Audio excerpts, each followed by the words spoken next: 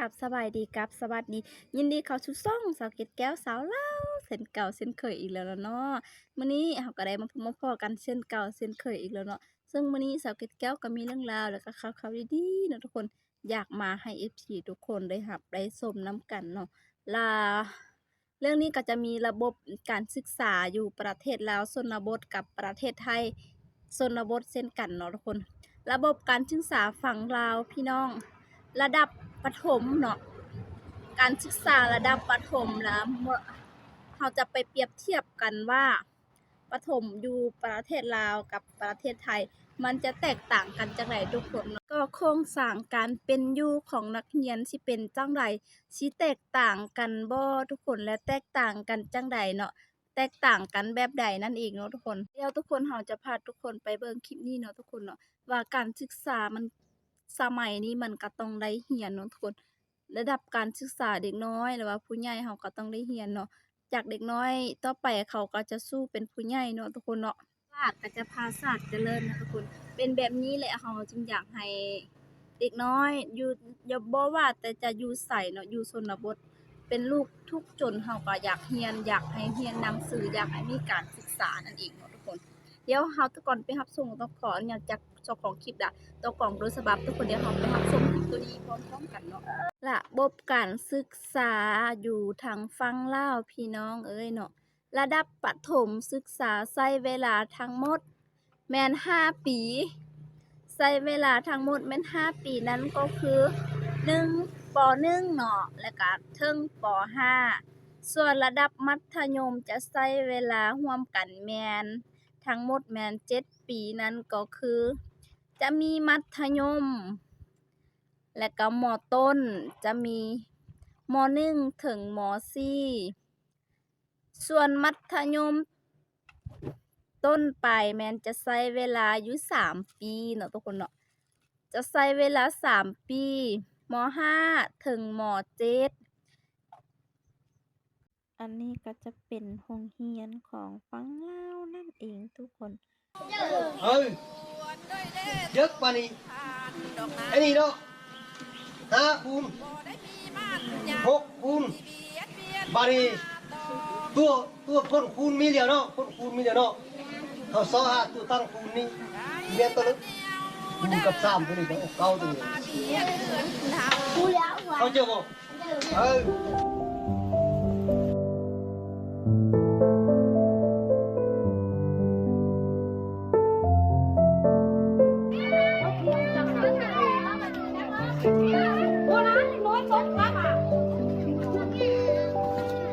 ห้องเรียนหลังนี้เนาะมันจะบ่มีฝาเวลาสอนมันจะเฮ็ดให้นักเรียนน่ะมีความหม่นแซ่เพราะว่าเสียงมันจะทะลุกันเลยเฮ็ดให้เกิดความยุ่งยากในการตั้งใจทำเรียน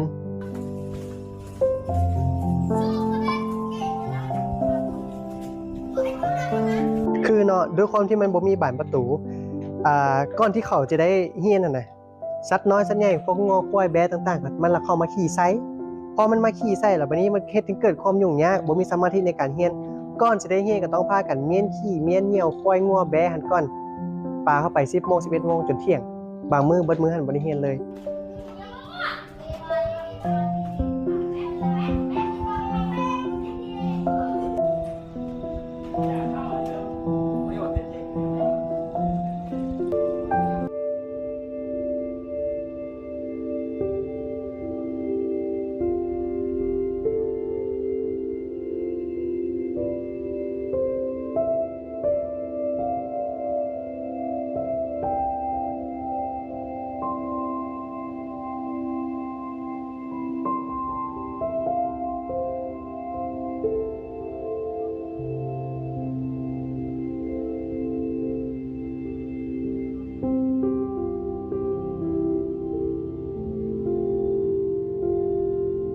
ระดับการเรียนอยู่ฝั่งลาวเนาะก็จะใช้เวลาการเรียนอยู่ประมาณ5ปีเนาะประถมเนาะทุกคนประถมจะใช้เวลาการเรียนอยู่5ปีมีป1แล้วก็ป5ส่วนอยู่ฝั่งไทยจะใช้เวลาเรียนทั้งหมดแม่น6ปีประถมเนาะ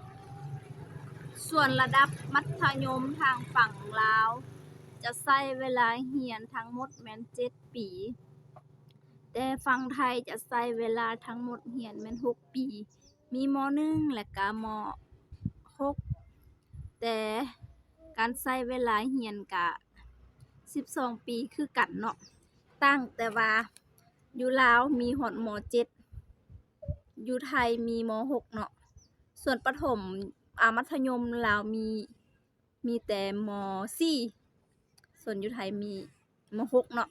แต่อยู่ลาวบ่มีม. 6 เนาะทุกคนเนาะก็จะใช้กันเวลาเรียนก็12 ปีเช่นเดียวกันนั่นเองทุกคนเนาะเดี๋ยวทุกคนนี่ก็จะเป็นระบบการเรียนอยู่ฝั่งลาวเนาะแล้วก็ฝั่งไทยนั่นเองทุกคนเดี๋ยวเราจะไปเบิ่งเนาะคลิปการเรียนชนบทอยู่ในฝั่งไทยกันเนาะว่าจะแตกต่างจากฝั่งลาวจั่งใดทุกคนก่อนสิไปรับชมก็ต้องขออนุญาตจากเจ้าของคลิปเนาะและก็เจ้าของต้นฉบับเนาะทุกคนเนาะทุกคนเดี๋ยวเราไปรับชมคลิปตัวนี้พร้อมกันเนาะว่าฝั่งไทยกับฝั่งลาวมันจะแตกต่างกันจั่งใดเนาะคนอันนี้ก็จะเป็นโรงเรียนฝั่งไทยเนาะทุกคนงามแม่งนี่ก็คือห้องเรียนโอ้โหสวยงามนี่ก็มีบ่อนโต๊ะกินข้าวอีกมีโต๊ะอาหารกินข้าวบ่อนอยู่สะอาดเรียบร้อยมีห้องน้ำให้ใช้เห็นบ่ทุกคนฝั่งไทยกับฝั่งลาวแตกต่างกันเนาะบ่อนเรียนบ่อนอยู่ก็สะอาด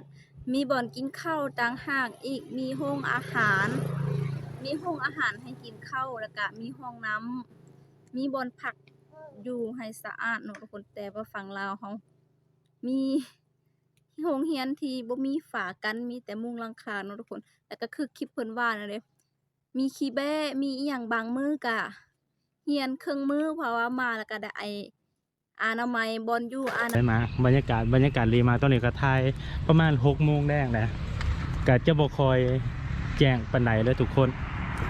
เนาะเขาจะเห็นว่าโรงเรียนไทยเนี่ยเขาจะเห็นว่ามันจะดูดีมีมาตรฐานเนาะนักเรียนก็ประมาณ200 กว่าคนนะถ้าจำบ่ผิดเรื่อยๆนั่นก็บ่ฮู้เนาะพี่น้องอันนี้ก็จะเป็นอาคารเรียนแต่ก่อนเป็นอาคารหลังเก่าเนี่ยก็สร้างใหม่ก็ดูดีสวยงามบรรยากาศจะประมาณนี้ตอนนี้ปิดเทอมแล้วเนาะก็จะเงียบๆเงาๆนะทุกคนบรรยากาศประมาณนี้พาทุกคนมาเบิ่งคือโรงเรียนไทยเนาะจะเห็นมีมาตรฐานมีโรงอาหารมีอย่างหลายๆอย่างแบบว่ามีครบทุกอย่างว่ามาตรฐานการเรียนการสอนนะพี่น้องมันจะต่างจากโรงเรียนบ้านเฮาเนาะถึงแม้ว่าบ้านเฮาจะเป็นโรงเรียนใหญ่ขนาดใดก็บ่ค่อยมีของพวกนี้เนาะโรงเรียนที่ลาวจะบ่มีศูนย์จะบ่มีโรงอาหารเลยทุกคนเพราะว่าพอเลิกโรงเรียนแล้วก็กลับไปกินที่บ้านนั่นเองเนาะตอนเที่ยงกลับไปกินบ้านบ่าย2ก็กลับมาเรียนย่างกลับไปกลับมาคืออาการร้อนจังซั่นนะเพราะว่าโรงบ้านเฮายังแบบเหมือนเรียนแบบตามเกิดก็ว่าได้ทุกคน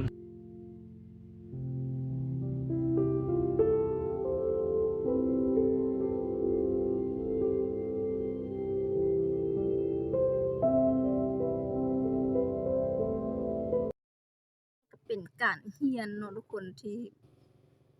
ฝั่งไทยและก็ฝั่งลาวทุกคนก็อยากให้นักเรียนเขาได้เรียนเนาะ